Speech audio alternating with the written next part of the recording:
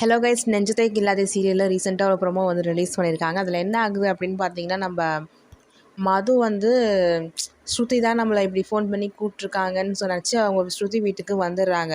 ஏன் தெரியல, இப்போ மது வந்து கௌதம் பேச்சை மதிக்கணும் அப்படின்னு நினச்சிருந்தாங்கன்னா, அவங்க அம்மா வீடு பக்கத்தில் தானேங்க இருக்காது, அப்பார்ட்மெண்ட் தானே, போய் பார்க்க சொல்லியிருந்தா அவங்களாச்சும் பார்த்துருப்பாங்க. அதுவும் பண்ணல. சரி, ஓகே, அவங்க போய் பார்க்குறாங்க.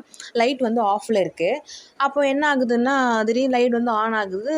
பாப் வந்து வெடிக்கிறாரு, நம்ம கிரண் வந்து வெடிக்கிறாரு. ஸோ மதுக்கு வந்து பர்த்டே சர்ப்ரைஸ் கொடுத்தாரு.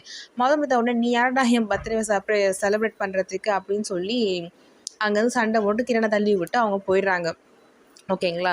வீட்டுக்கு வரும்போது அங்கே என்ன ஆகுதுன்னா, அவங்க ஃபேமிலி மெம்பர்ஸ், இவங்க ஃபேமிலி மெம்பர்ஸ் எல்லோரும் கேண்டில்லாம் எடுத்து வந்து மதுவுக்கு வந்து ஹாப்பி பர்த்டே சாங்லாம் பாடி ரொம்ப கிராண்டாக செலிப்ரேட் பண்ணுறாங்க. அப்போ வந்து கௌதமும் மதுவும் பார்த்து சிரிச்சிட்டு அப்படி தான் இருக்கார்.